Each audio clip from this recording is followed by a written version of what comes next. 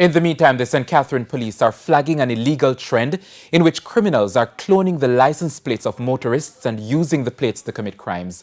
The latest incident took place during a minor two-vehicle collision along the east-west highway in Portmore, St. Catherine recently, during which the car bumper dislodged from one of the motor vehicles. The police said on their arrival, they became suspicious after the driver sped off and left the car bumper behind. After carrying out further checks, they discovered that there were two sets of plates on the car. Contain what seems to be a legitimate license plate, and on the other hand, a license plate that seems to be cloned. It was cloned with another motorist number.